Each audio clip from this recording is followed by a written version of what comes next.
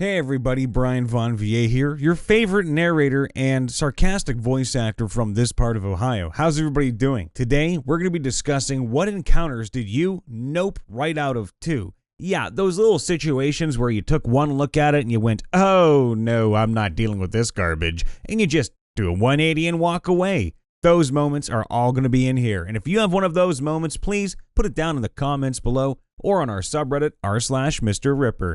Here we go. Our party was hired to investigate why people in this small fishing village were disappearing. The people involved were me, Dragonborn Samurai, our artificer, our barbarian, and our bard. In the middle of our investigations, we found the place where the majority of the incidents seemed to have occurred.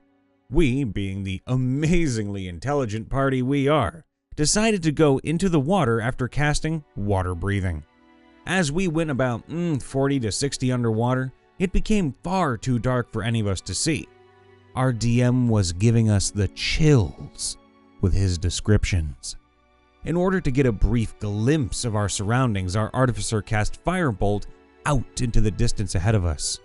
Our DM said, "As you cast Firebolt, the flame travels on through the darkness of the depths ahead of you. As it moves, you see the glimmer of hundreds of pairs of eyes watching you. You could not get a view of what these things are, but they have been watching you since you got here." Our bard responded by drinking a potion of water walking as we all held on to him, and were lifted straight out of the water and noped right out of there. Yeah, there's a phobia listed in there somewhere, and I don't want to be a part of it. In the game I'm DMing, my party was traveling on a small cargo ship to the hometown of one of the characters when they noticed some fog clouds that seemed out of place. The two wizards on the ship realized quickly that they were sailing into an ambush, and were already suggesting that the party should run. This line of thinking was further solidified when the enemy ship came into view. The ship was a brig with 10 cannons flying the colors of the Tallwood Isle, the land of tabaxis, leonins, and shifters in my homebrew setting. Oh, none of that is good. But as the ship cleared the magical fog, they lowered their flag and replaced it with a pirate flag. Only instead of a white skull and crossbones symbol, the skull and crossbones symbol on this flag was red. The party knew immediately that this ship was a Red Knight ship.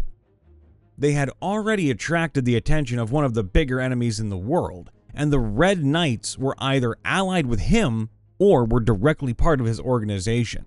The party had been getting attacked by them every so often ever since they had inadvertently crossed paths with this major player, though they hadn't actually met him yet, only knowing him by his name, Demetrius. They hadn't figured out how exactly the Red Knights knew where they were going, but now they knew for sure that the Red Knights were either tracking them with some hidden magic item, or they had spies following them everywhere they went. If not both. Kaboom! The enemy ship fired off a volley of cannon fire. 1 miss, 3 hits, 1 critical hit. The critical hit took out the frontmost cannon on the side of the ship facing the enemy ship, and killed 2 members of the crew. This battle wasn't going to last long if these enemies got off another round. The 2 ships approached each other rather quickly, with the party intent on doing everything they could to ensure they could escape rather than having to fight this over the open sea, or worse, be boarded and risk losing their ship entirely. One of the 2 wizards attempted to use control water to slow the enemy ship down. It did batter the ship a bit, but it wasn't enough to capsize it or knock it off course fully. The ship was still bearing down on them. As soon as it entered fireball range, the other wizard targeted the sails of the main mast, setting them ablaze. With it becoming apparent to the enemies that the party intended to flee, they swung in close to try to board. Unfortunately for them, they were traveling in a straight enough path that the warlock was able to throw Hunger of Hadar at the front of their ship. Now, Hunger of Hadar is a cast at a point within range and stays there. So the ship sailed right through it. Nice. This was enough to kill most of the crew who were preparing to board the party ship. Eat it, buddy. But unfortunately, not the 12 Red Knight soldiers and the Red Knight mage hidden below deck. Ugh. As the soldiers began pouring out from below deck, the party realized this fight was not going to end well if they let the enemies attempt to board them. The Fairy Mouse Barbarian wanted to stay and fight, no matter the odds. He flew over to the other ship as it passed and dumped oil on the Red Knight soldiers, planning to set them on fire. But he retreated back to the ship once it became clear that the party wasn't going to stop and wait for him. The party instead maintained speed and attempted to take out the other ship's masts as they passed by each other. That is when the Red Knight mage cast Wall of Fire across the back third of their ship as it passed by, and killed the rest of the remaining crew, save for the ship's captain who was downed but not killed. Thankful now that they had maintained their speed and not given the Red Knight mage the chance to cast Wall of Fire at the front of their ship, the party sped away from the now crippled enemy ship. They'd managed to destroy the main sails with the fireball, but the second mast was still intact for now. The Rune Knight enlarged himself and started using cannonballs as slingshot ammo, attempting to knock the mast down. He didn't knock the second one down, but he did knock the main one down. I rolled to see which direction it would fall, starting with 1 being northeast. I rolled a 2. The burning mast started to fall towards the front of the enemy ship, where the red mage was standing. Not bad.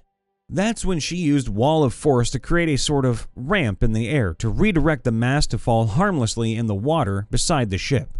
And the party realized that she could have quite easily TPK'd them with a Wall of Force right across the top of the deck to simply knock them all off their ship, and the party wouldn't have been able to avoid it.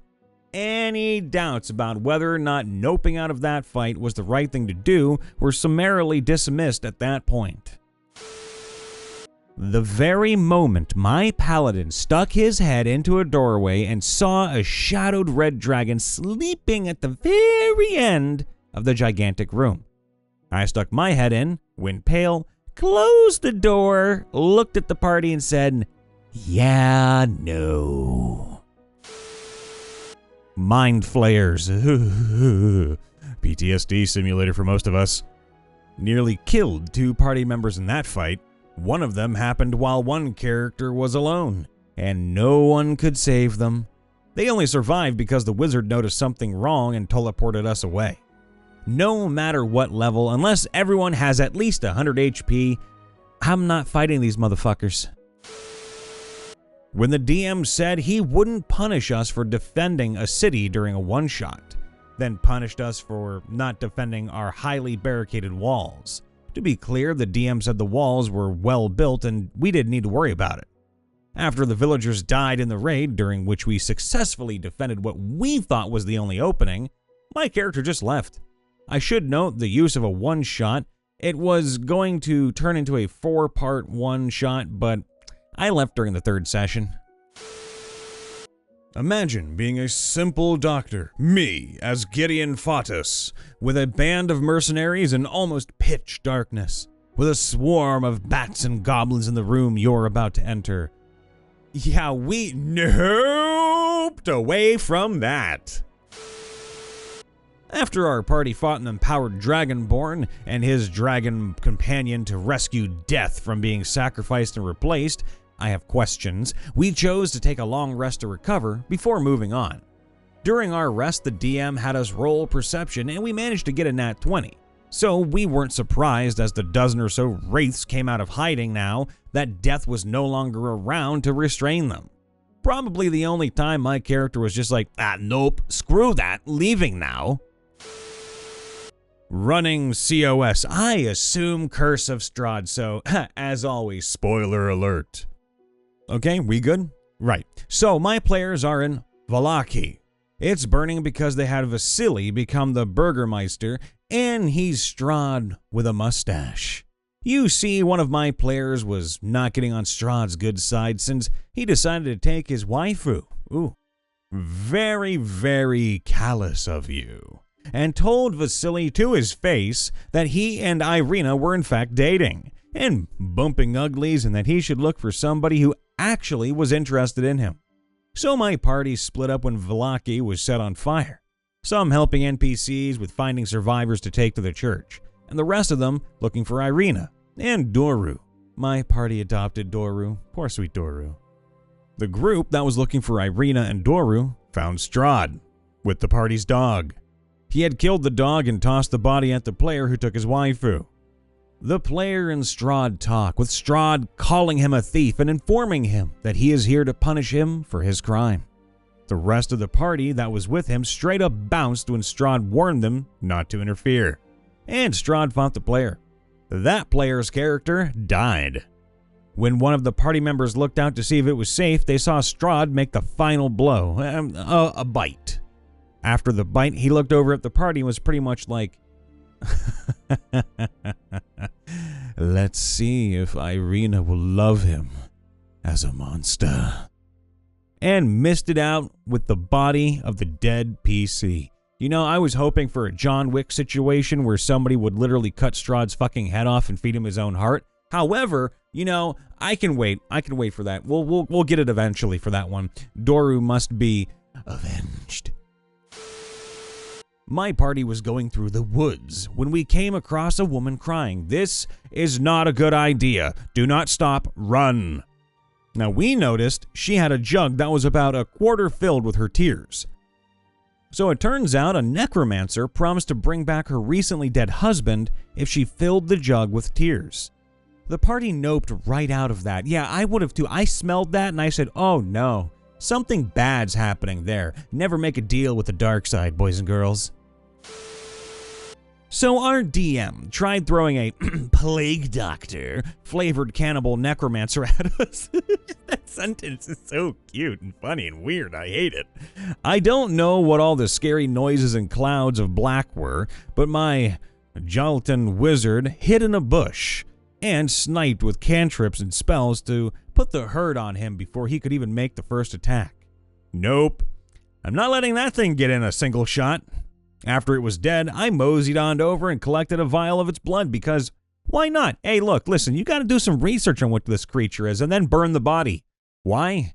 Leave nothing to chance. Hey everybody, Brian Von VA here, checking in after the vid as per usual. Make sure to leave a like, subscribe, and to ring that bell. Did you do it? Did you do it? Can you please like, subscribe, and ring the bell? It's for your benefit. And ours too, but for your benefit, you actually get to know when we go live, which we rarely do, or when we ever make a short video or post a real video out. That way you get the first dibs. You all like trying to be first, so give it a try. That said, if you have a story you'd like to tell where you noped out of a situation, you can do so down in the comments below. We actually read all the comments, or you can do so on our subreddit r/MrRipper. Engagement here, though, is way better, so leave a comment down below, and Daddy will say hi, either Daddy Ripper or Daddy Von. Papa Scorp will sometimes do it as well. He's part of the team. You'll meet him. You love him. He's amazing. Chef kiss. If you want to meet me, by the way, Brian Von VA, you can do so over on my Twitch page, Brian Von VA, which you can find on my website, brianvonva.com. That's a mouthful. Look in the description for all the links you might need. That said, I try to end things on a positive note. Today is no different. Anything you put your mind to is possible. Now, granted, obviously you're not going to be flying to the moon anytime soon, but you never know what kind of things you might be able to come up with to make your life a little bit easier, bigger, brighter, or generally better in real life. You just have to take your time. Make sure to apply yourself to every little situation that you do to the best of your ability. It doesn't mean you have to be flawless at whatever task you're doing, just that you are putting in as much effort as you can. You all deserve a lot of credit for what you're going through, for all the love and happiness that you have, for all the sad and bad times too. But you need to know you got the power to go forward. You just got to embrace it. It takes time, it takes effort, it might take you years. Don't let anyone define how long or short the time period is. Just do it. Don't think, just do. I love you all. Be safe, be happy, and we'll see you next time. Bye for now.